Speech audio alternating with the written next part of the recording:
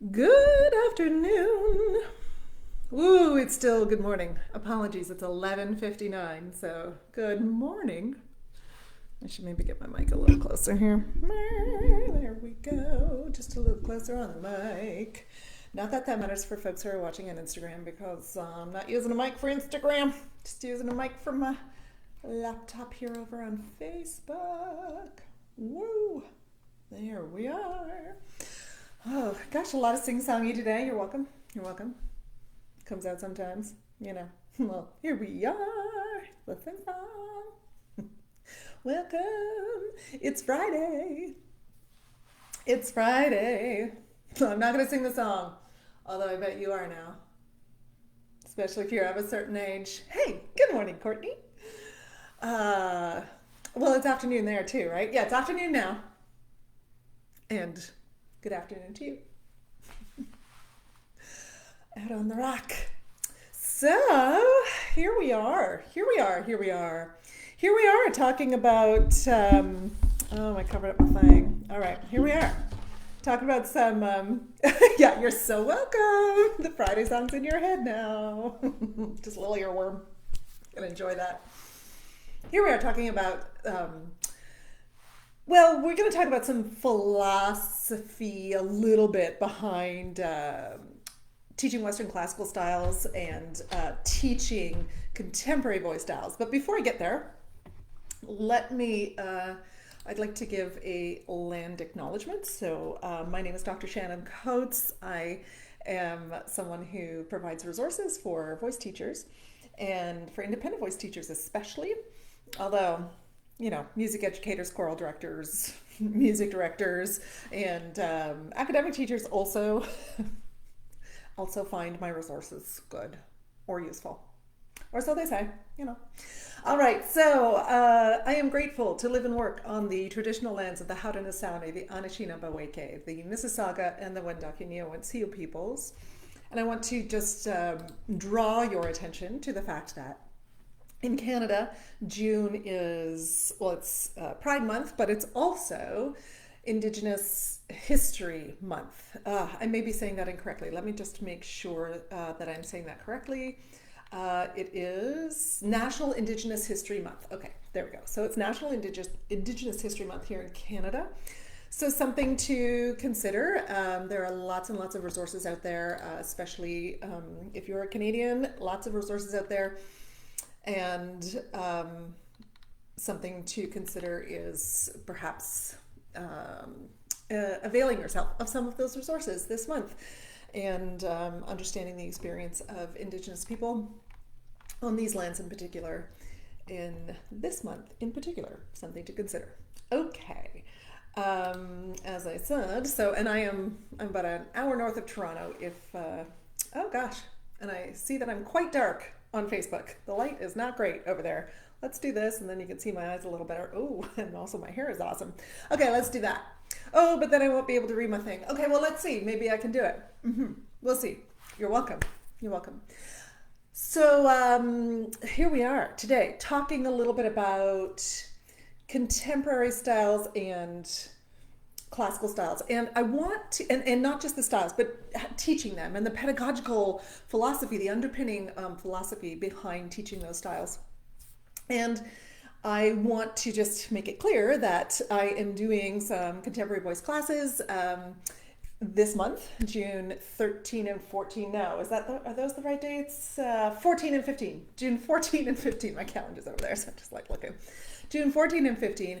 On June 14th, 2-hour class with me talking about the anatomy and physiology of, and sort of doing a comparative between how we create Western classical tonal outcomes and how we create more contemporary tonal outcomes. And I include music theater and popular musics in that kind of contemporary tonal outcomes in a sort of like versus what we would do in classical tonal outcomes, Western classical tonal outcomes. And so we're going to be talking, I know lots of folks who are watching Dave have already taken this particular class because this is probably the final time I'm going to offer it for a while.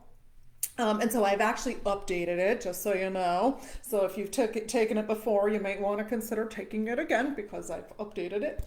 So in this class, we're talking about that difference, but we're also talking about like why specific directives aren't necessarily useful like some of our Western classical directives, like raise the soft palate, or find space between the molars, or some of those directives that we use really regularly or we can use really regularly in Western classical training, aren't necessarily helpful in our contemporary training. So we're going to talk about that. We're going to talk a little bit about why there's no such thing as unhealthy belting. We're going to talk about getting out of the chest voice, head voice binary, and finding our way to like exactly what is happening in mix, and just like other language to use to talk about mix. And for the first time ever in this class, I'm going to demonstrate and explain 5 exercises that I think are perhaps 5 of the most useful exercises to use when we're training contemporary styles, especially music theater styles. So that's on the 14th.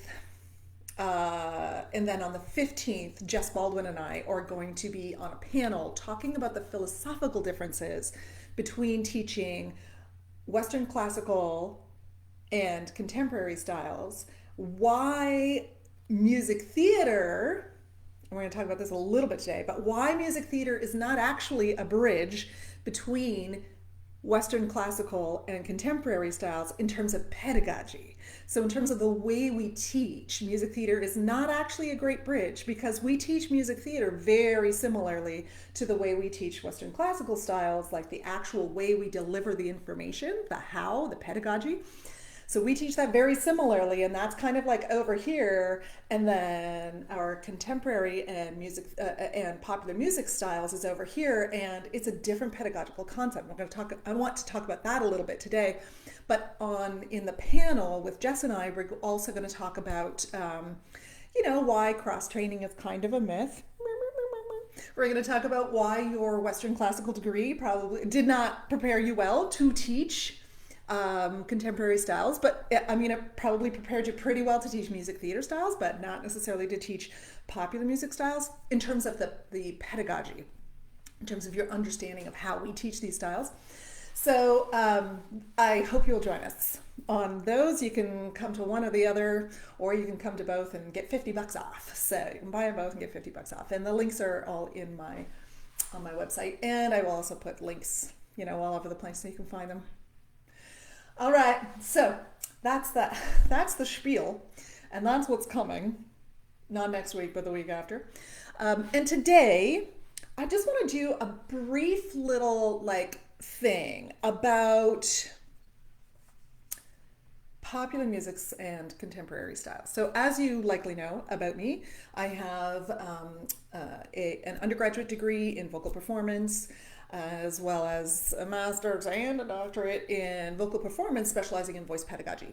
So I know really well what it's like to study and to teach Western classical singing. So I've got a lot of experience not only studying it, like I said, but also teaching it, because I've taught lots of Western classical singers. So the application of what I know about teaching and what I have been taught, the way that I had been taught, works very well for Western classical styles and for music theater styles. However, when I first started to teach, so when I first started teaching privately or independently, when I first started to teach, I started teaching the majority of the singers I was working with when I first started to teach were contemporary worship singers. So I started teaching not Western classical singers and not even music theater singers. So the majority of the folks who I was teaching when I first started teaching were contemporary Christian worship singers and leaders at a contemporary worship school that I was associated with. And they were adults, right? So I wasn't, or late teens, early 20s, they were adults. So they were mature singers. And so not kids. I wasn't teaching kids. I was teaching mature singers in contemporary styles, popular music styles. And I realized pretty quick as I was teaching those singers that, or as I was working with those singers, that it was hard for me to teach some of these singers, to work with some of these singers, because I didn't have anything to offer them. But it wasn't because I didn't have anything to offer them in terms of like anatomy and physiology, right? Like I could say to them, okay, let's try doing a little bit more of this and this, let's figure out this vowel, let's like do this. Maybe you want a little more agility here. Like it wasn't because I couldn't offer something in terms of anatomy and physiology.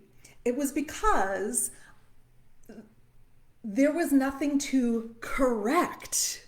There is no like standard, if you will, that I needed to get them to, or that they needed to get to in order to be able to do their job well. So like in order to be the worship leader, or in order to write worship songs, in order to sing on a worship team, the things that I could offer them were not going to change whether or not they could do their job. They were already doing their job well, right? So they're coming into the studio and I'm thinking in my Western classical philosophy. I've got my Western classical teaching hat on.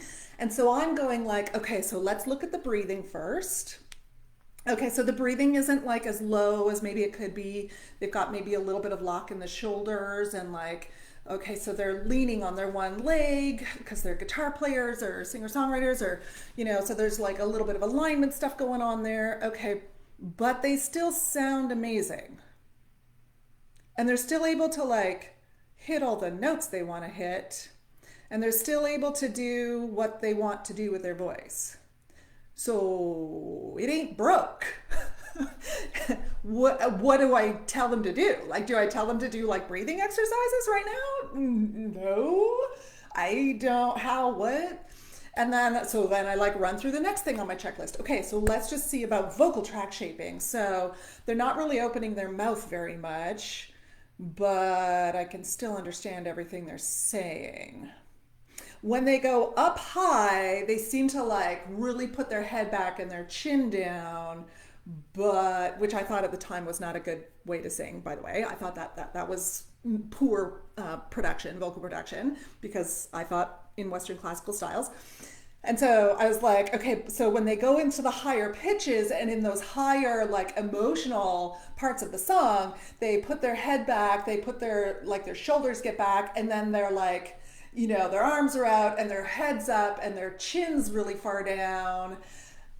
But it sounds amazing, and they're hitting all the notes that they want to hit, and they can sing for like a 2-hour worship service without getting tired. So, what am I going to correct here? Like, what am I going to correct, right? Because I'm in the that Western classical idea of like, there is a standard that we have to meet and there's a very specific coordination that is required. And so I'm here to help you find that really specific coordination. So, and I know what your tonal outcome needs to be. So I'm here to help you find that tonal outcome. But then I'm, brand new teacher, and I'm in the room with folks who are really, yeah, you hearing me? I know you're hearing me, right? I'm a brand new teacher and I'm in the room with folks who are singing really well, doing all the things that I think they shouldn't be doing, but they're fine and it sounds good and they're able to do what they want with their voices. And they're in there going like, well, I think I need to learn how to breathe better. And I'm like, are you sure? I think you are doing it like it's working. I mean, okay, I'll give you a breathing exercise. Or they're saying, well, I can't hit this note the way that I want to, or as loudly as I want to. And I'm like, okay, good. Something that we can work on. Okay, good. So then I'm like, okay, just like lean into the mic a little more. Okay, that worked. Terrific. Okay. So that was when I first heard Jess Baldwin articulating so clearly this philosophical difference between how we work with and train popular music singers versus how we work with and train music theater singers and Western classical singers. When I first heard her start to articulate that so clearly, I was like, that's what I've been reaching for my whole teaching career. I didn't realize that that's what I've been reaching for. This idea that like, when I'm working in music theater, like I love working with music theater singers and have worked with lots of music theater singers, and I love working with Western classical singers. Part of the reason I love working with those groups of teachers or singers, sorry, is that there is a way that you are supposed to sound, right? So there is a specific kind of tonal outcome that you need to be able to accomplish. In some music theater stuff, you know, there are like character voices as well, and there are maybe some accents that you might want to throw in, like, and there's like the emotion matching your text, and there's the acting, and like there's so many things that go along with. And in Western classical singing, like we can work on languages, and we can work on diction, and we can work on, well, coordinating breathing. Like there's so much to work on in terms of the coordination that's required to create these very specific tonal outcomes, which makes me happy as a teacher, or made me happy as a teacher, because I felt like I had something to do. I was like, okay, so now I've got something I can do here with this voice, and I can give them exercises. We can, you know, I can give them the way to like be able to do what they want to do in this the way that they're singing. That makes me really happy because I feel useful.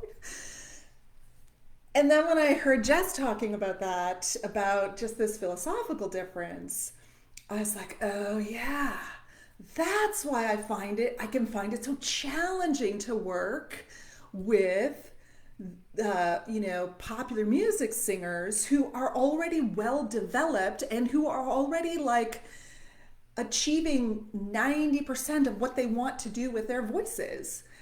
That's why I find it so challenging to work with those singers, because I'm going at it like I have the key and I'm going to give you the exercises you need to be able to get to where you want to go, rather than, right? And that's not what we do with popular music singers. I mean, I learned, I figured it out, but I figured it out instinctively with like no help from myself and no help externally, right? No one had said that explicitly to me before. And then when Jess said it, like I said it explicitly, I was like, okay, that makes so much sense.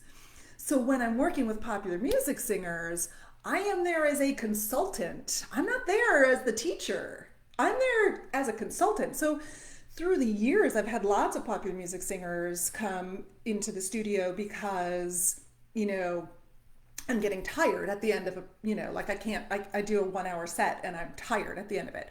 Okay, so that's something where we're gonna look at what you're doing in your technique, like how you're producing these sounds, and we're gonna see if we can find more efficiencies, and we're gonna find ways for you to make choices so that your voice is so that these sounds are sustainable over longer periods of time, and we're going to find ways to make those choices for you. I'm not going to change the way you sound. I'm not going to necessarily give you exercises. We're going to just find more efficiencies, right? So that's like lots of folks coming for those kinds of things, folks coming for performance ideas, lots of folks coming for performance ideas. And that is a different, performance coaching, right? And that is a different kind of work than what we think about doing when we think about teaching, popular music singers. Like, I'm not really necessarily, with popular music singers, we're not necessarily working on the voice specifically. We're working on the whole thing. Now, I know we're doing that with Western classical music theater as well, but not to the same extent, because we have to work so specifically on what's happening in the voice when we're working with classical singers and with music theater singers. So then,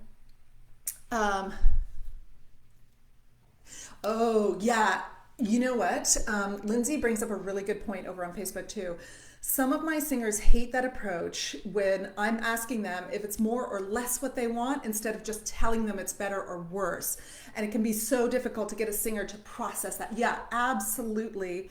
And part of the reason for that, when I'm working with folks who have had Western classical training and I'm working with them, or who've just come out of our educational system, right? Like out of our Western educational system. When I'm working with them on popular music styles, like I've worked with, or have worked with lots of folks who have had Western classical training and who are teachers themselves, and then who are, like they're singer-songwriters or they're performers in popular music styles, etc.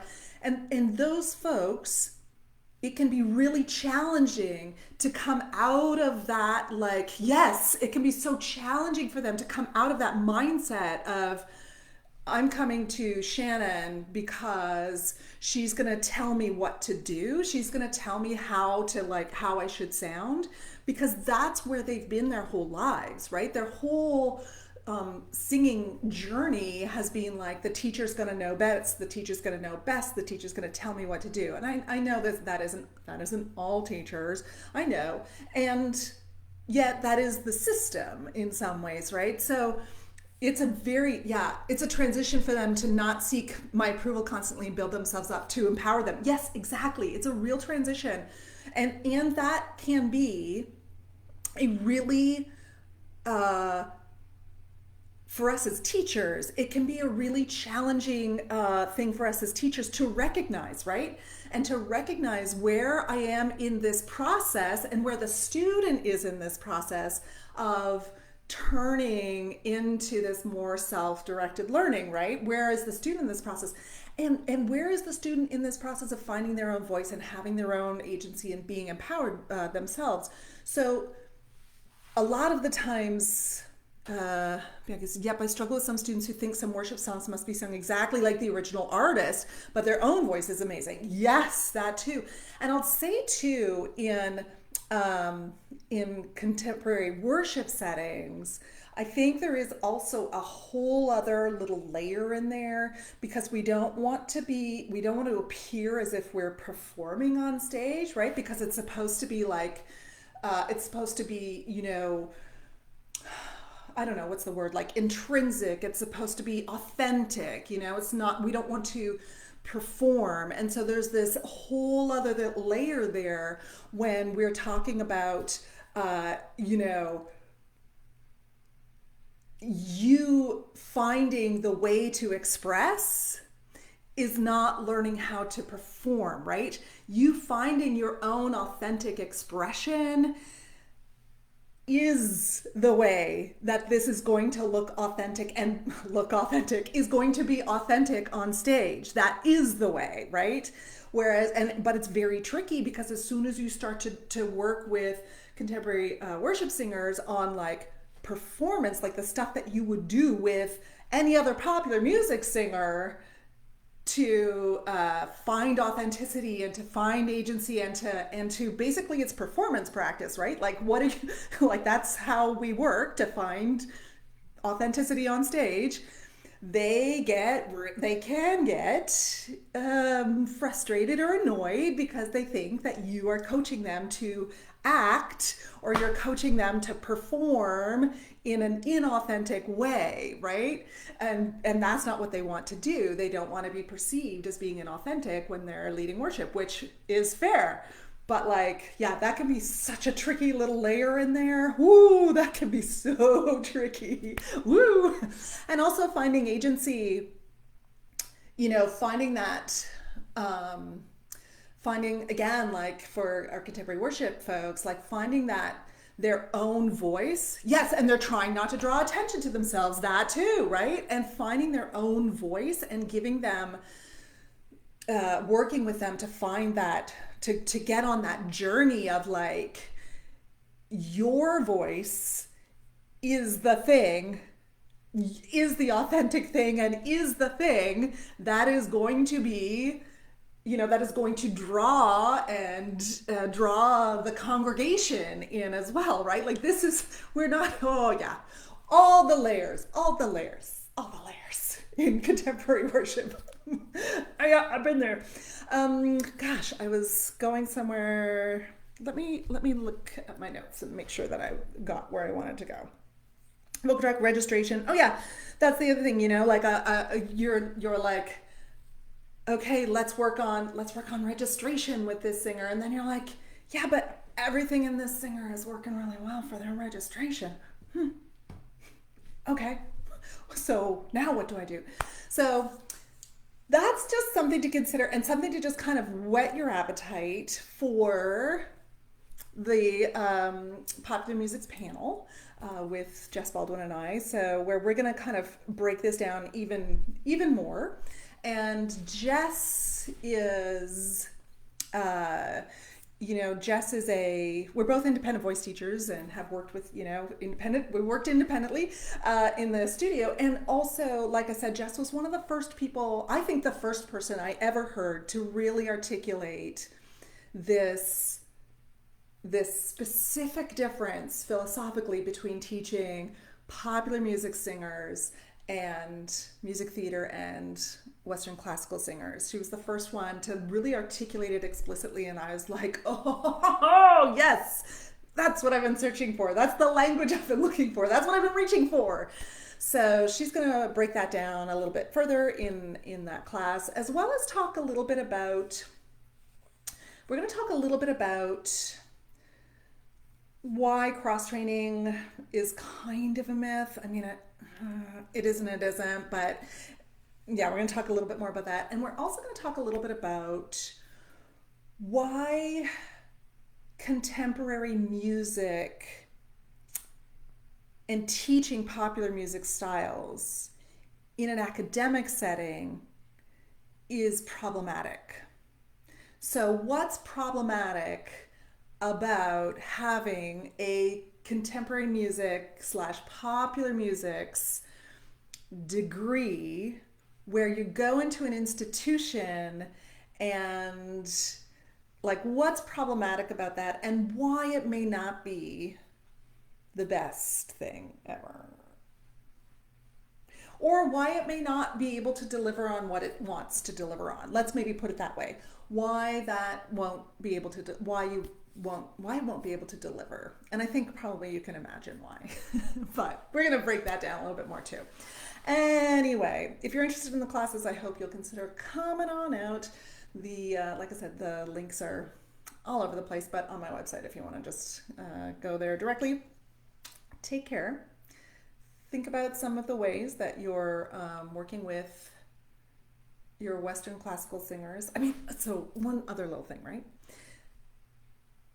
The anatomical and physiological differences between Western classical, like I put anatomically and like stylistically, I put like Western classical on one side of the thing. And yes, music theater is kind of a bridge between Western classical and contemporary styles and popular music styles, right? So we've got sort of like popular music styles in terms of like what we do physiologically, popular music styles, Western classical styles, and then we've kind of got this bridge of music theater styles in the middle. So like anatomically, physiologically, when I'm talking about how we make these sounds, I lump music theater in with popular musics, right? I make those as two separate things. But when we're talking about how we teach those styles, that's where music theater comes on over to Western classical and is not a bridge. It's not really a bridge. No. Because we have such specific tonal outcome requirements in music theater. Yes, there are more options in music theater, but we have really specific tonal outcome requirements there too. Yeah. Oh, yes. Yeah. Desmond, I'd love to have you at the conversation. Yeah, I'd love to have you in on the conversation. Yeah, absolutely. Like, I think, well, we're gonna dive into it more deeply on the 15th, just nine. But like, there can be a real issue when we are, getting folks to like learn CCM in an academic setting where we're teaching them in such a specific kind of way. Okay. Jess and I are going to talk about that more. I will talk to you later. Have a great weekend. I hope some of this rings true for you. And yeah, ooh, look at that. 29 minutes. That might be my shortest one yet. What do you know? Take good care.